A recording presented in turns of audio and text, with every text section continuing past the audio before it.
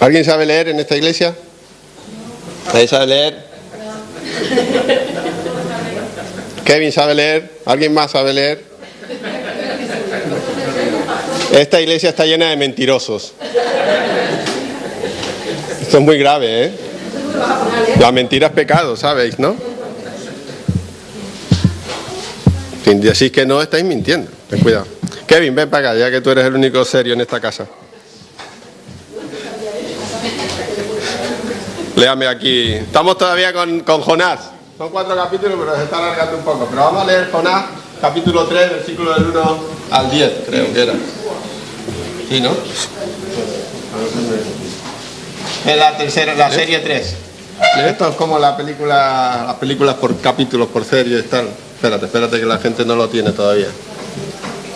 Jonás, que cuesta buscarlo, porque es un libro que hace tiempo que no leemos, pues no, hace un par de semanas. Jonás, capítulo 3. Menos mal que hay un tío que dice la verdad aquí. Predica tú, hombre. Si lo dejo, lo hace, ¿eh? Crean ustedes. Está preparado para eso. Vamos, ¿ya lo tenéis? ¿Tenéis? He oído vuestra mente decir que sí. Venga, léelo. Que nadie hable, tan malo. Vino palabra de Jehová por segunda vez a Jonás diciendo: levántate y ve a Nínive, aquella gran ciudad, y proclama en ella el mensaje que yo te diré. Y se levantó Jonás y fue a Nínive conforme a la palabra de Jehová. Y era Nínive ciudad grande en extremo, de 3 días de camino. Y comenzó Jonás a entrar por la ciudad, camino de un día, y predicaba diciendo: de aquí a 40 días Nínive será destruida. Y los hombres de Nínive creyeron a Dios y proclamaron ayuno, y se vistieron de cilicio desde el mayor hasta el menor de ellos. Y llegó la noticia hasta el rey de Nínive, y se levantó de su silla, se despojó de su vestido y se cubrió de cilicio y se sentó sobre ceniza. Él hizo proclamar y anunciar en Nínive por mandato del rey y de sus grandes, diciendo: hombres y animales, bueyes y ovejas, no gusten cosa alguna, no se les dé alimento ni beban agua, sino cúbranse de cilicio hombres y animales, y clamen a Dios fuertemente, y conviértanse cada uno de su mal camino, de la repiña que hay en sus manos. ¿Quién sabe si volverá y se arrepentirá Dios y se apartará del ardor de su ira y no pereceremos? Y vio Dios lo que hicieron, que se convirtieron de su mal camino, y se arrepintió del mal que había dicho que les haría y no lo hizo. Amén, gracias. Qué fuerte este pasaje. A mí estamos hablando, ¿no?, sobre las sorpresas en el libro de Jonás, y esto es una de las grandes sorpresas también en este capítulo, es el sorprendente amor de Dios, como Dios obra, ¿no? Si algo va a cambiar nuestra vida, si algo va a cambiar nuestra percepción de las cosas, incluso si algo va a cambiar nos va a cambiar a nosotros, es la fe, ¿no? Es la fe en nuestro Señor Jesucristo. Y Romanos eso dice, ¿no? Romanos 10:17 dice que la fe es por el oír, y el oír por la palabra de Dios. La palabra de Dios nos transforma. Así que estemos dispuestos, ¿no?, a que esa palabra tenga efecto en cada uno de nosotros. Para eso hemos venido, para que la palabra tenga efecto en mí, tenga efecto en vosotros, tenga efecto en la iglesia en general, ¿no? Así que abre tu corazón, abre tu mente para oír con fe y para sorprenderte del poder del Espíritu de Dios en esta mañana. Esta es nuestra tercera semana o tercera meditación sobre este pasaje, y en esta serie de este pequeño libro de Jonás, el profeta de Dios, un hombre llamado por Dios, un hombre llamado para hablar en nombre de Dios, un representante de Dios, pero cuando Dios lo llamó, él huyó a Nínive, no aceptó, no le gustó la misión que Dios le encomendaba. Así que Jonás se escapó, Jonás se rebeló contra Dios y trató de ir en un barco navegando lo más lejos que podía, pero Dios le siguió, no lo dejó escapar. Y Dios dice que lanzó una tormenta asesina en dirección al barco donde Jonás iba. Y Jonás le dijo a los marineros que lo tiraran por la borda, porque de esa única forma era como esa tempestad se iba a apagar. Pero Dios tenía ese gran pez cuando los marineros lanzaron a Jonás, ¿no? Ese gran pez que en donde estuvo Jonás 3 días y 3 noches. Y en estos días Dios estaba recordando, ¿no? Recordando mi tiempo en la mili. Aquí a veces los jóvenes no saben lo que es la mili, pero en España antes se hacía la mili. Era obligatorio ir a la mili. Sí o sí ibas. A no ser que... Pero yo de 10 hijos que mi madre tuvo, 8 fueron a la mili. Los otros 2 no fueron porque eran chicas. Evidentemente. El ejército. La milicia. El ejército militar español. El ejército español. Y yo estaba recordando eso y estaba pensando en lo que debía haber estado pasando Jonás en el estómago de ese pez. En la mili se hacen muchas cosas. Se duerme en barracones con mucha gente. Ahí hay de todo tipo de olores, de todo tipo de ruidos. Los que han hecho la mili lo saben.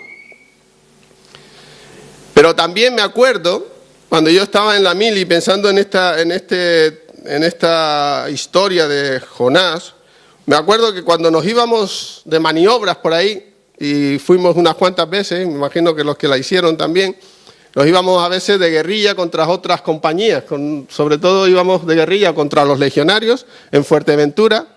Estuvimos 2 semanas de guerrillas contra los legionarios en Fuerteventura, el tercio Don Juan de Austria, tercero de la Legión, en Fuerteventura.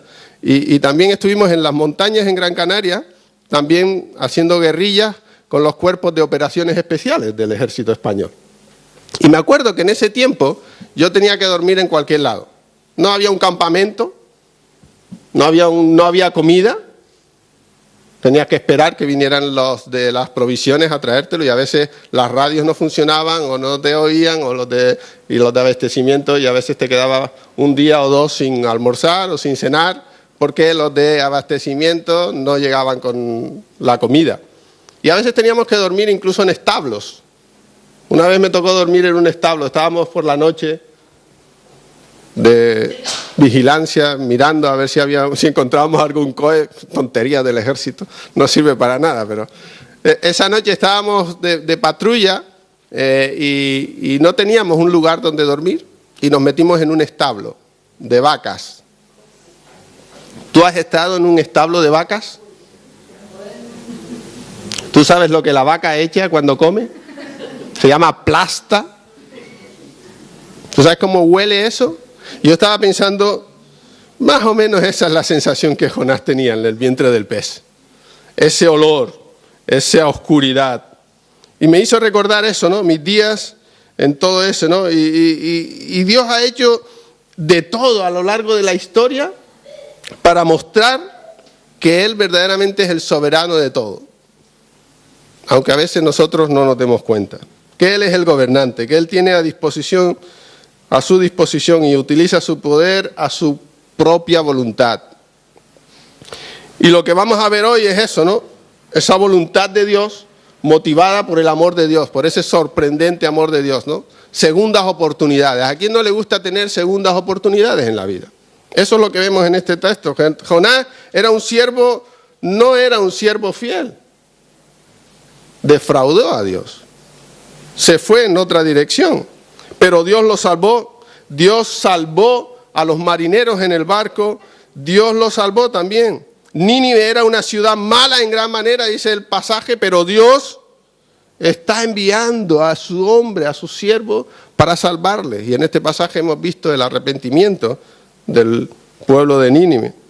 Es la historia del amor de Dios, que no solo se demostró hacia los destinatarios de esta advertencia, a los pobladores de Nínive, sino se extiende a todo el mundo, porque ese amor, como vemos en Juan 3:16, es un amor sorprendente para toda la humanidad.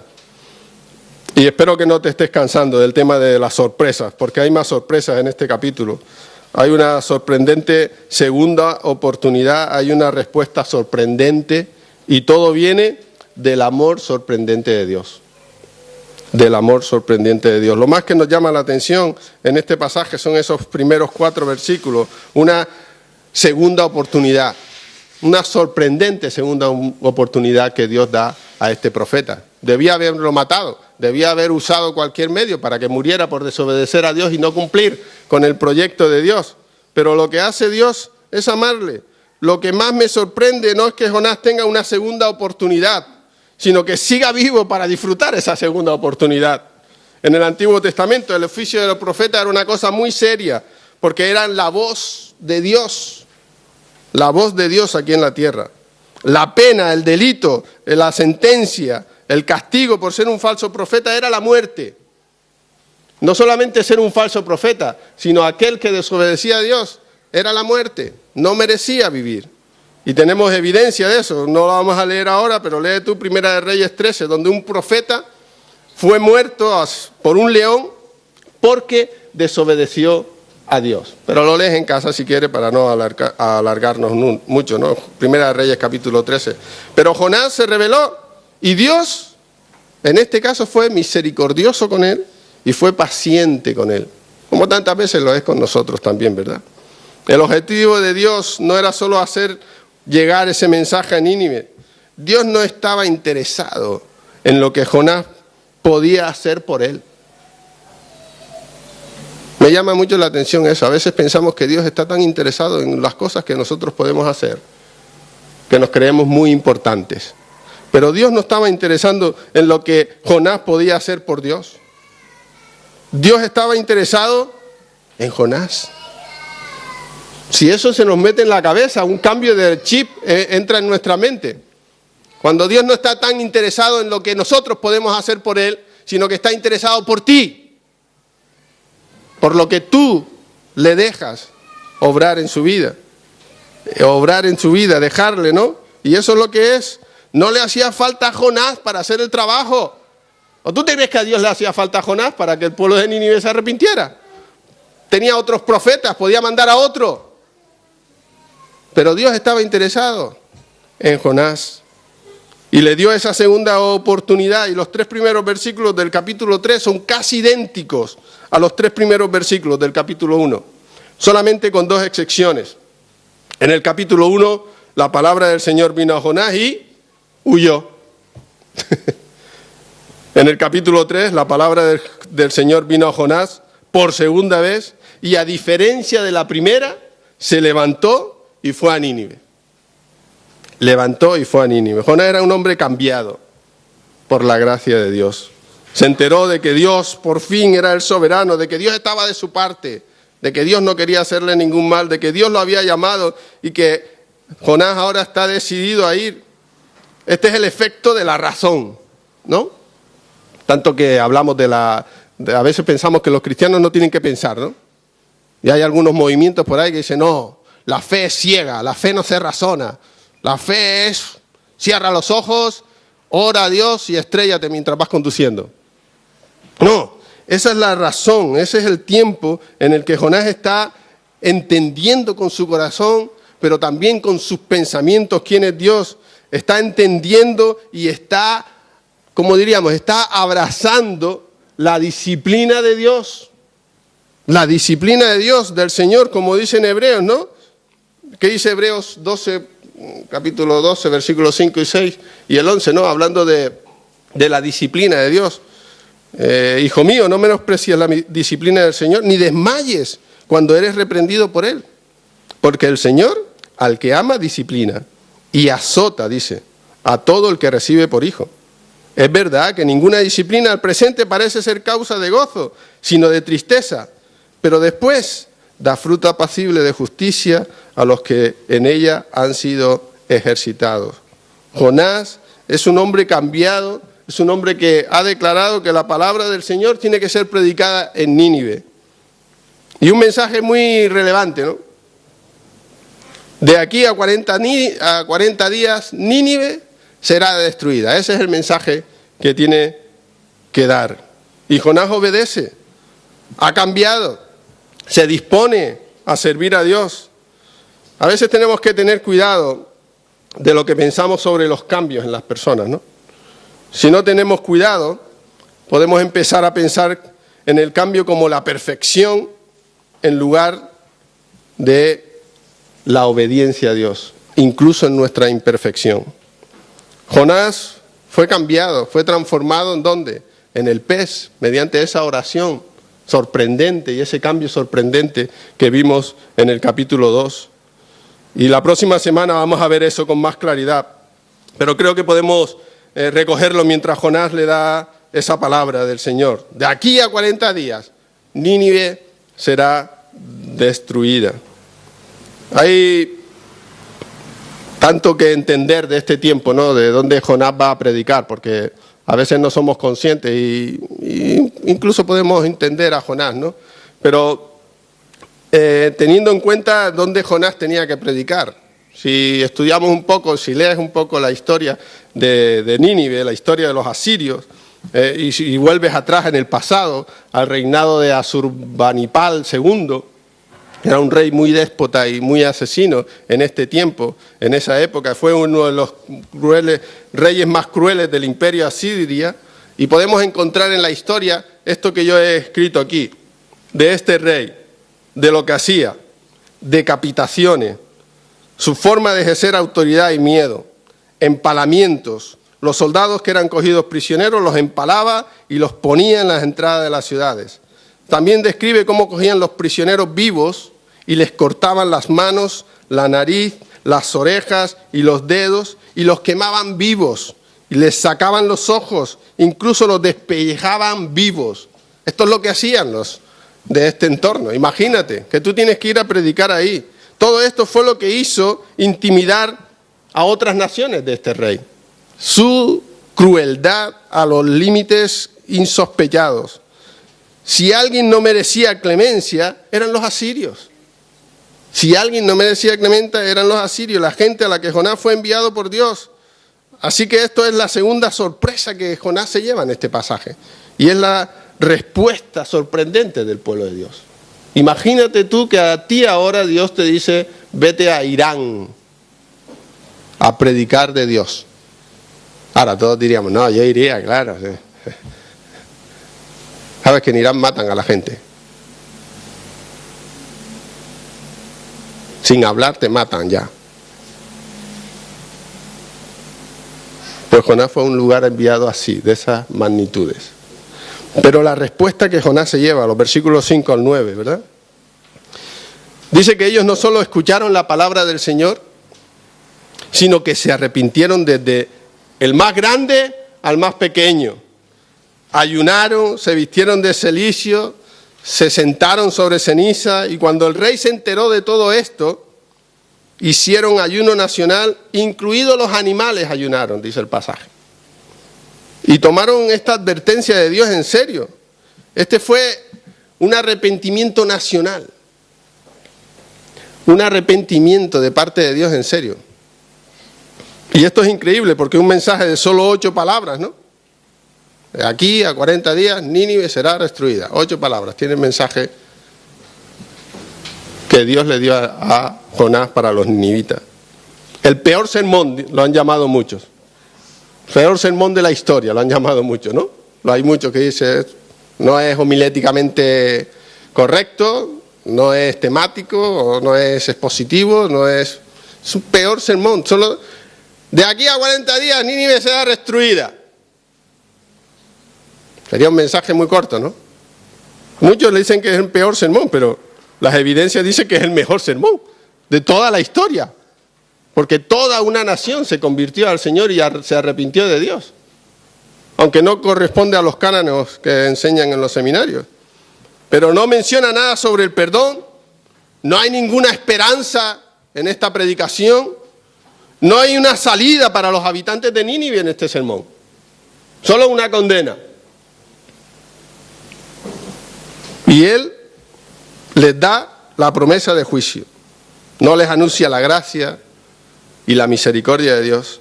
Solo está diciendo las palabras de Dios.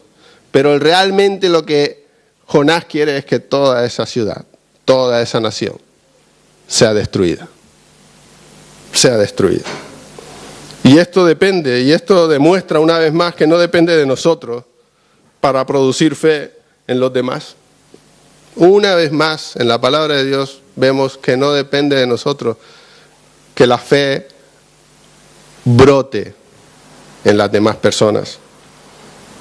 El cambio, el arrepentimiento, la nueva vida viene de Dios, no de nosotros. Tú puedes hablarle a la gente diciéndole que está mal, que va mal encaminado, que sus pasos que está dando son errados, que su condición está pecando delante de Dios, y la gente puede seguir haciendo lo que sigue haciendo y le importa un pito. Hay gente que se ríe de eso. Nosotros tenemos que obedecer y actuar, pero debemos aprender y debemos querer tener ese corazón de Dios cuando hacemos la obra de Dios, porque al fin y al cabo es Dios quien añade poder a nuestras palabras. Cuando dijo a los apóstoles, ¿verdad? No os preocupéis que tenéis que decir en aquel día, yo os pondré las palabras en vuestra boca. El poder de Dios obrando a través de nuestras palabras. Fue Dios, no Jonás, la razón por la que los ninivitas creyeron. Cuando cada uno de nosotros entiendan cómo los malos, la gente mala, los asirios condenables, cómo eran y cómo era también el corazón frío de Jonás, en este caso, entonces podremos entender mejor lo que Jesús quiso decir cuando se refirió a Jonás en el Evangelio de Mateo. La clave es el arrepentimiento. El arrepentimiento. Me gustó mucho, Máximo, hoy, lo que hablaste y compartiste. La clave es el arrepentimiento. Escuchar la palabra de Dios, recibirla y arrepentirse. El arrepentimiento lo que hace es que nos pone en relación con Dios. La falta de arrepentimiento nos pone lejos de Dios, nos separa de Dios. Pero el arrepentimiento nos vuelve a poner en relación con Dios, y esa es la solución para todo, podríamos decir, ¿no? Arrepentirnos, porque eso es lo que va a traer paz a mi gozo, a mi corazón, gozo a mi vida. Y tantas veces eso no fluye porque nuestra relación con Dios no está. Jesús, el Hijo de Dios, es la palabra de Dios, pero fue rechazada por su generación también. Jonás era un hombre rebelde, un hombre pecador, un hombre duro de corazón, con un mensaje duro, pero Nínive se arrepintió, y cuando ellos se arrepintieron, Dios cambió su juicio sobre ellos. Por el arrepentimiento, Dios cambió su juicio. Fíjate si es importante esa segunda oportunidad. ¿Hasta cuándo Dios da esa segunda oportunidad? ¿Hasta cuándo está abierto el plazo de esa segunda oportunidad para nuestra vida? ¿Crees que puedes vivir tu vida haciendo todo lo que te da la gana, desobedeciendo a Dios por siempre? Hace falta arrepentimiento tantas veces en nuestra vida. El arrepentimiento es lo que la Biblia en griego es la palabra metanoia. Es un cambio de dirección, dicen muchos, aunque la palabra tiene que romper y cambiar de mente. Es un cambio de nuestra mente.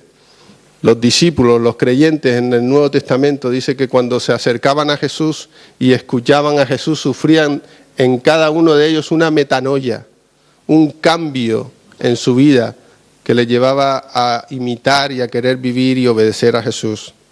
El arrepentimiento, esa segunda oportunidad que tantas veces Dios nos da en nuestra vida.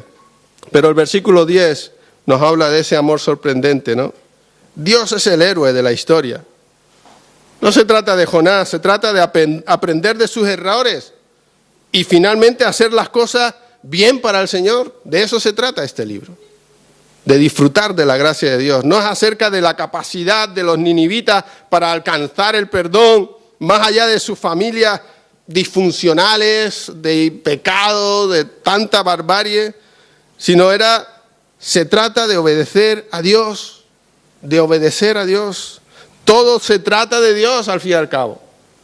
Todo trata de Dios, de un Dios santo, de un Dios justo, que tiene la capacidad tiene la capacidad de destruir a todos los habitantes de Nínive, que tiene la capacidad de destruir a todos los marineros en el barco, que tiene la capacidad de destruir al mismo Jonás y a todos sin ninguna advertencia. Se trata de Dios, quien merece toda la gloria, toda la adoración, que aborrece el pecado, porque el pecado le priva de la gloria que Él se merece. Se trata de Dios, de Dios. Esta historia es acerca del Dios santo, del Dios paciente con los pecadores, que persigue a los rebeldes y que da gracia a los que se arrepienten. De eso trata esta historia. ¿Por qué? Porque su gran amor por ellos y por nosotros. Jonás era un hombre elegido, un hombre llamado para proclamar el mensaje de Dios. Nínive no se ocupaba ni se preocupaba por Dios. No estaban buscando a Dios, habían aterrorizado, habían masacrado al pueblo de Dios. Sin embargo, Dios les amaba. Dios les envió un mensajero. Dios tuvo compasión de ellos y Dios los salvó por su arrepentimiento.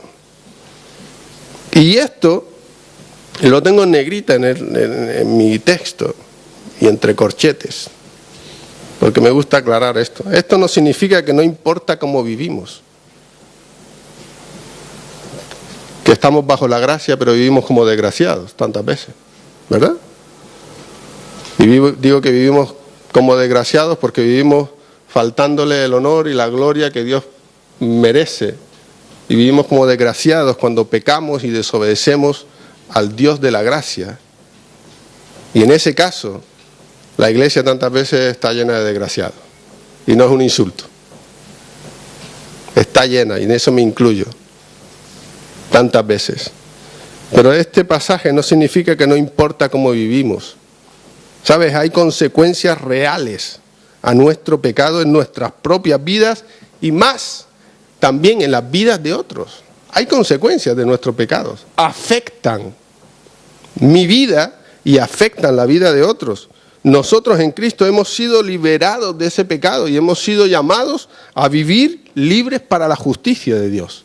Y cuando eso no lo vivimos, estamos viviendo fuera de la gracia de Dios. Estamos viviendo como a mí me place y Dios eso no lo aprueba. Y tu vida está en peligro. Tu vida está en peligro. Y no importa quién seas. Pastor, hijo de pastor, misionero, miembro de una iglesia, no importa. Cuando eres un desgraciado, pagas tu desgracia. No porque Dios quiera, sino porque tú te la buscas.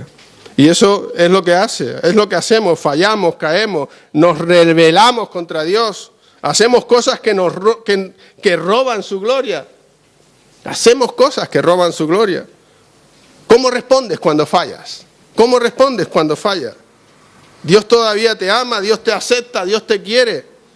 ¿Crees que Dios, creo que esto te tiene que sonar en el corazón, crees que Dios está más interesado en ti que en lo que haces o en tu pecado? Esto es debido a la obra de Jesús y a poner tu fe en Él.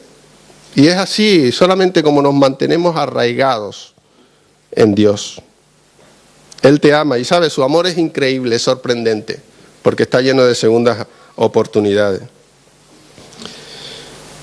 Pero Dios es real.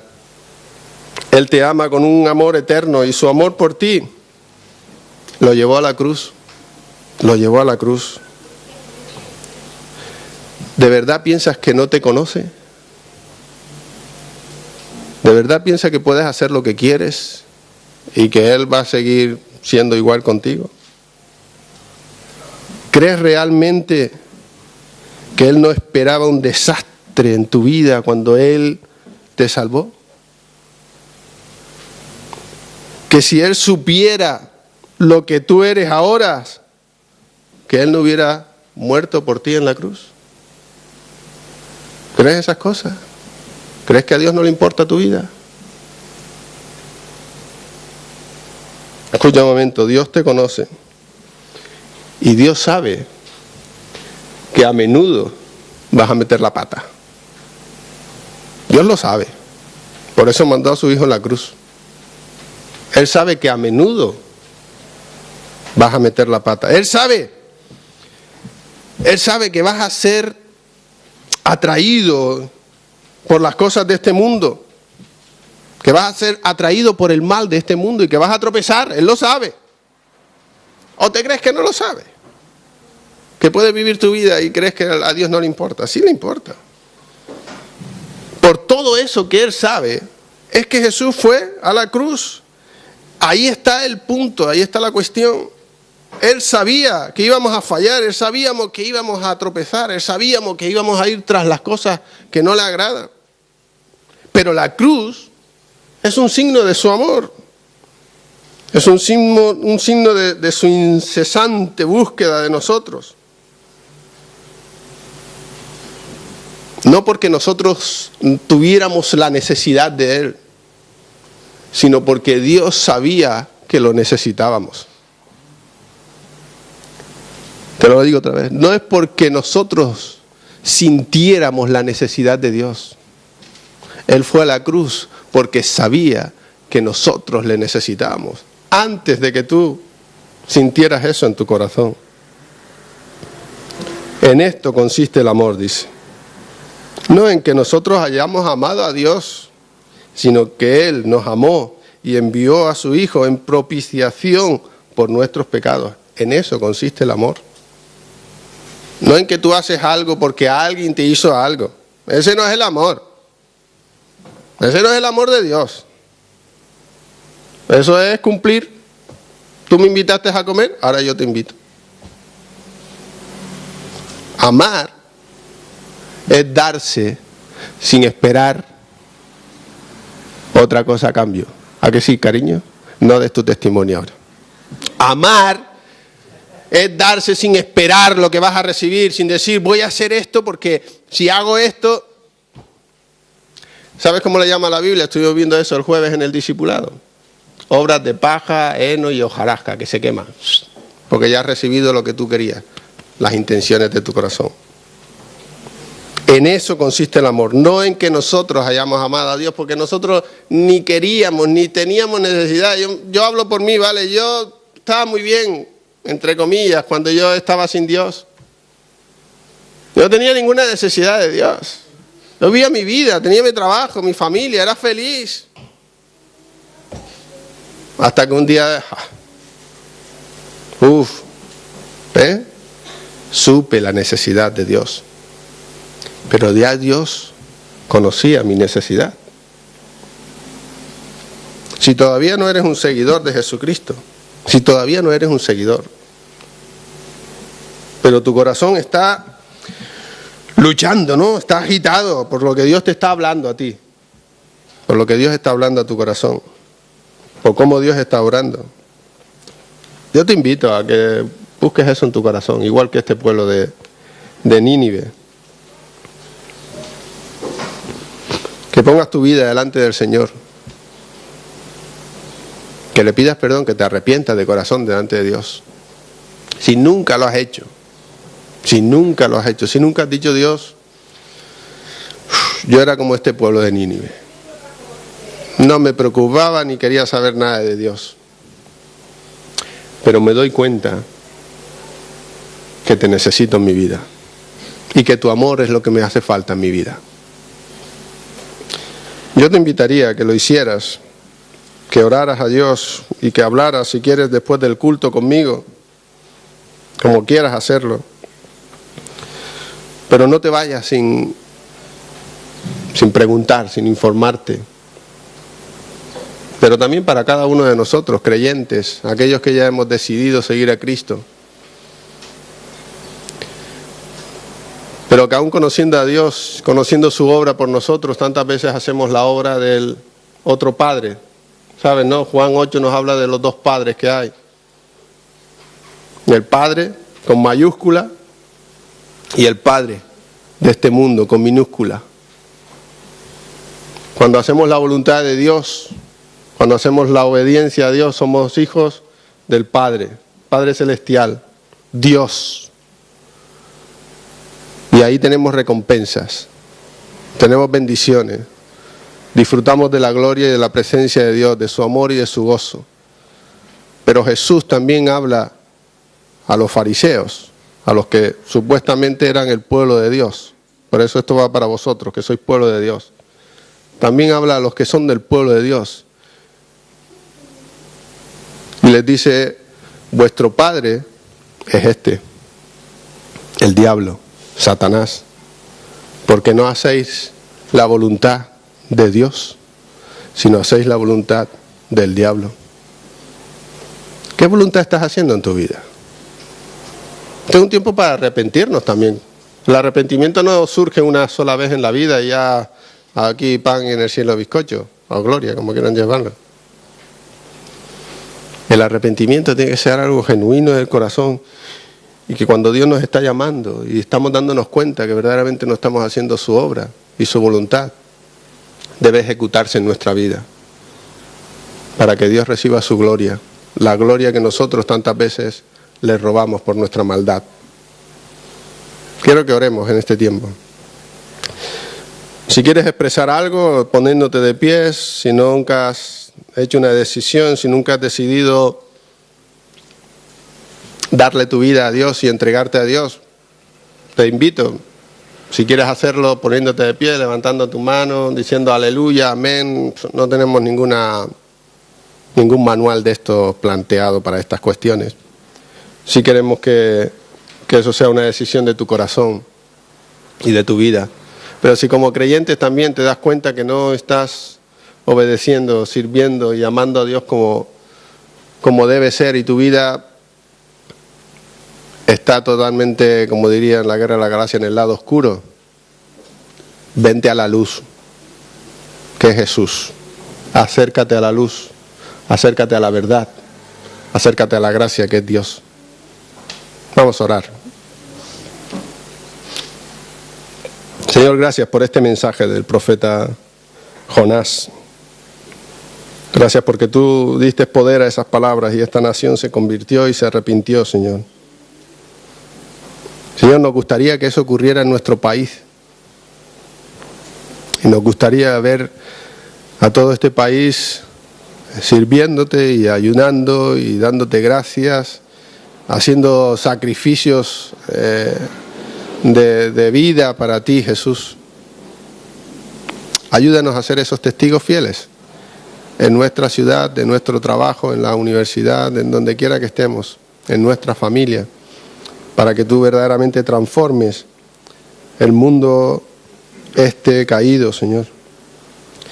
Pero te pedimos por aquellos que estamos aquí hoy, Señor, y que nos damos cuenta que nuestra vida no está siendo ejemplo para ti, Jesús.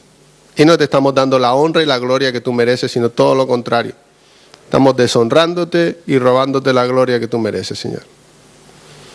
Ayúdanos a tener un arrepentimiento genuino, a caminar con fe en ti, Jesús, a pesar de lo que venga.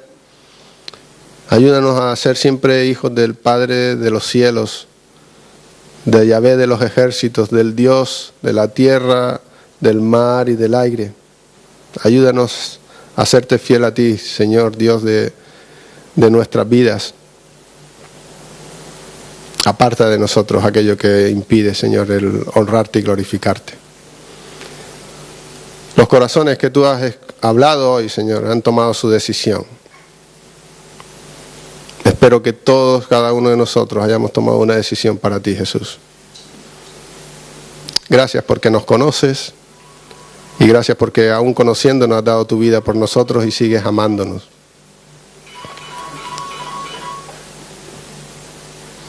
Y pedimos, Señor, que tú nos guardes siempre del maligno, que nos ayudes a hacer siempre tu obra en medio de este tiempo. En el nombre de Jesús. Amén, Señor.